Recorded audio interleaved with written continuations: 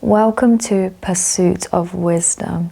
If you're new here, this is a channel where I explore the intersections of science, spirituality, religion, and philosophy, always aiming to cultivate a deeper understanding of our universe and our place within it. I am introducing a brand new series on quantum physics. For some, these words may conjure images of bizarre paradoxes and inscrutable math. However, others may see a gateway to profound philosophical insights. In truth, quantum physics is both at once intensely technical, but just deeply mysterious. And there's just so much we can explore here and continue on from all the leading physicists that have done remarkable work on it. In this lecture, the very first one, I want to explore the historical context in which quantum theory arose, discuss why we decided we needed this new kind of physics, and also highlight the key questions that continue to inspire scientists, philosophers, and seekers of wisdom everywhere. It's a journey spanning centuries, from the old world certainties of classical physics to the dawn of a new age where quite literally the rules of reality changed. Before we can even begin to appreciate the disruptive brilliance of quantum physics, we need to understand its predecessor, classical physics. So for centuries, really since Isaac Newton's time, physics was seen as the clockwork of the universe. Everything appeared governed by deterministic laws. If we knew the forces acting on a ball, we could predict its trajectory precisely. Black and white, almost. The planets orbited the sun in regular ellipses, guided by gravitational laws. Light was considered a wave, traveling through an invisible medium called the luminiferous ether. Indeed, science seemed so complete that many believed all major discoveries were done, and we knew everything, so to speak. Yet, that is clearly not the truth. Lurking beneath these grand achievements, for sure, there were a few anomalies, discrepancies even, that classical equations couldn't fully explain. For instance, the black body radiation problem. Classical physics predicted that a hot object would emit infinite energy at shorter wavelengths, an absurd result known as the ultraviolet catastrophe. A second example is the photoelectric effect. Light shining on metal caused electrons to be ejected, but only if the light exceeded a certain frequency, no matter how intense the beam. And a third example is atomic stability. According to classic electromagnetism, orbiting electrons should radiate energy and collapse into the nucleus, making atoms inherently unstable. But atoms are stable, so something was amiss. These challenges weren't just minor footnotes in the scientific textbooks. They signaled cracks in the very foundation of Newtonian physics. They were the questions that were left unanswered. In the year 1900, Max Planck, a very famous quantum physicist, he proposed a revolutionary idea to solve the black body radiation problem. Energy is not infinitely divisible, but is emitted or absorbed in discrete chunks, which he called quanta. Planck's main motivation was purely practical. He wanted a mathematical solution to match observed data. Planck's revelation: energy of electromagnetic waves comes in multiples of a fundamental unit. Planck's revelation can be seen in this equation here. No one at the time fully grasped the profound significance of quantization. It was a new term, but in retrospect, we see that Planck opened the door to a whole new world, a world where the smooth continuity of classical physics gave way to discrete steps. This was the first spark of quantum theory, an idea that would soon ignite the minds of Einstein, Bohr, and Schrödinger, and many others. With Planck's work emerging, it became very clear and very obvious that classical physics, which considered energy as continuous, simply could not handle what happens at very small scales or at very high frequencies. So why exactly do we need quantum mechanics? One example, discrete nature at the atomic level. So we discovered that electrons occupy specific energy levels in an atom. Classical physics would suggest an electron can have any energy and orbit at any radius. However, experiments have shown electrons to jump between discrete orbitals. Another point is that statistical versus deterministic realities. So classical physics, it gave us deterministic predictions. By contrast, quantum mechanics deals with probabilities, similar but different enough. Even if we know everything about a system, the best we can do is predict outcomes in terms of likelihoods. And of course, one of the most famous examples, and I've mentioned before in a previous video, the wave-particle duality. Light can exhibit wave-like properties, interference, diffraction, but it can also act like a stream of particles called photons, crucial for explaining the photoelectric effect, which is very infamous, Einstein. Similarly, matter, like electrons, displays wave-like behavior in certain experiments, and this was not expected at the time of discovery. This break from determinism was nothing short of revolutionary. It forced scientists to re-examine even the most basic assumptions about physical reality and to grapple with deeper philosophical questions like, what is matter exactly? Is it waves, particles, or something in between? And do we create reality through observation, or is it there all along? So you can see that these are the reasons quantum mechanics became not just a new theory, but literally a new paradigm, a complete new shift. And that shift opened the doorway to technologies like transistors, lasers, and even the devices we're using to share this video together. To understand the essential timeline of quantum physics, let's highlight some key contributors. Albert Einstein, in 1905, proposed that light is made of particles, or photons, to explain the photoelectric effect. This was crucial evidence for Planck's quanta concept. So this helped propel the notion of quantum physics.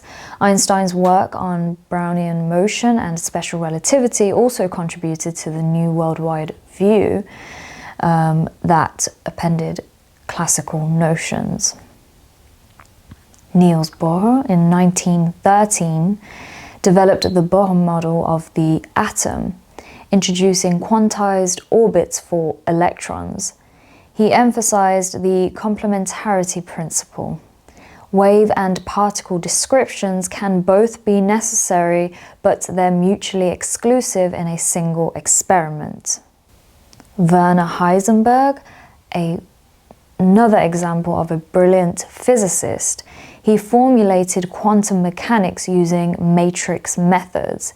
He proposed the uncertainty principle, stating that certain pairs of physical properties like position and momentum cannot be simultaneously known with arbitrary precision.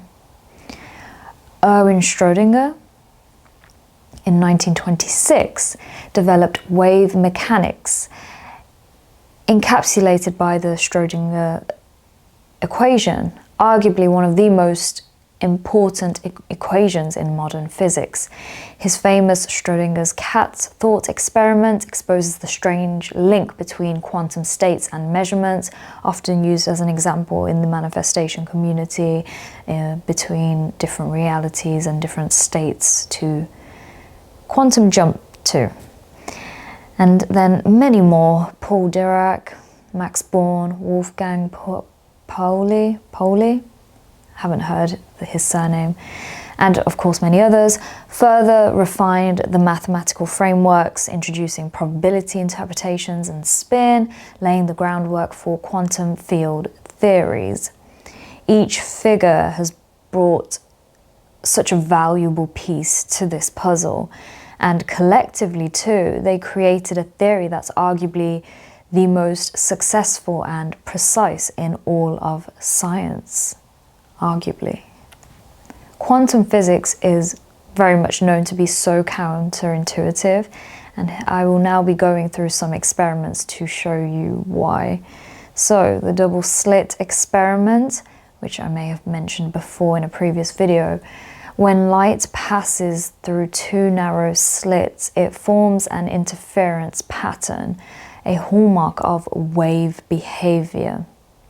But if you send individual photons or electrons or any quantum particle through one at a time, each still somehow contributes to an interference pattern over time. So if we try to detect which slit the particle goes through, the interference pattern vanishes as though the particle collapses into a single path.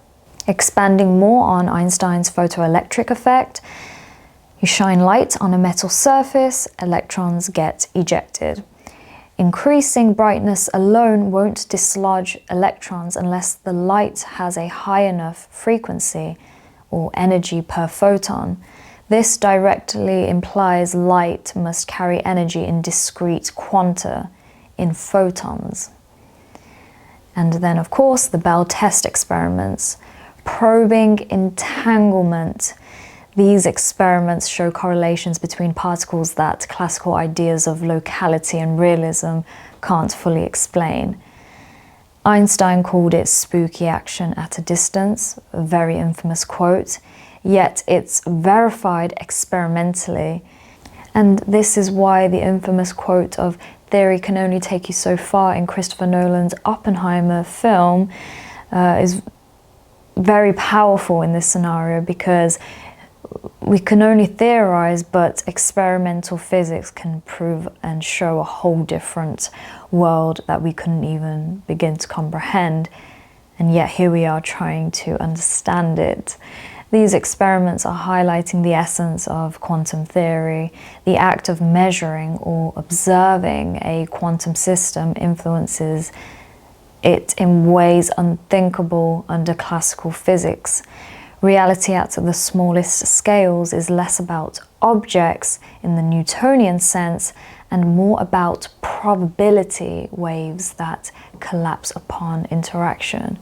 Emphasis on probability, which is what quantum mechanics and quantum physics focuses on. And this would not be called Pursuit of Wisdom if I didn't introduce some level of spirituality to this science. Quantum physics has sparked some of the most deepest philosophical debates and at times speculative spiritual interpretations. Observer and measurement problem. Does consciousness play a role in collapsing the wave function, or is the measurement process purely physical? Philosophers and physicists alike have tackled this question, giving rise to different interpretations such as Copenhagen, many worlds, de Broglie bomb, if I've pronounced that correctly, and many more, of course. Duality and paradox. The wave-particle duality might hint that reality is not strictly either or, but rather a union of seemingly contradictory aspects. a concept also present in various spiritual traditions, emphasizing unity behind apparent opposites, hinting maybe of a primordial reality. Another one, interconnectedness, which is very popular, very common between many spiritual traditions. Quantum entanglement, one of my favorite concepts, suggests that particles, once in contact, remain connected irrespective of distance, echoing certain spiritual ideas about the fundamental oneness or interconnectedness of the universe. Or if one would like to romanticize, the idea of soulmates too. And then last but not least, a point I would like to raise is the role of free will. This is something that I am still trying to figure out what ideas or theories resonate with me. Some wonder if the probabilistic nature of quantum physics leaves room for genuine free will, or if it's just randomness. So while there's plenty of nuances in translating quantum discoveries into broader philosophical or spiritual narratives, one fact remains clear. Quantum mechanics has challenged humankind to rethink fundamental concepts like determinism, reality, and even causality. As we journey forward into this brand new series, part 1, here are some burning questions that will guide our exploration. Interpretation. What does the quantum formalism even mean? Why do we have multiple interpretations such as Copenhagen, many worlds, pilot wave, each claiming to describe the same data? Quantum field theory?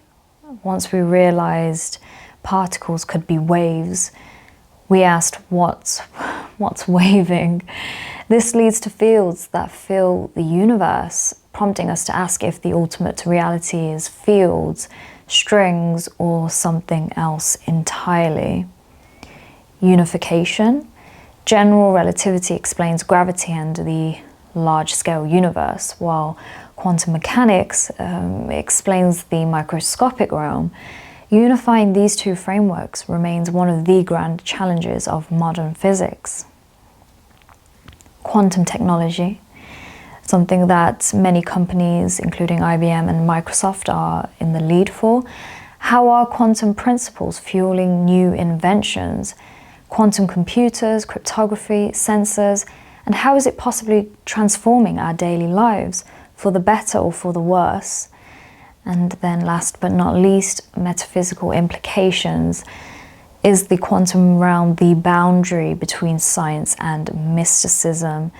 How might this shape our worldview, ethically, spiritually, and philosophically?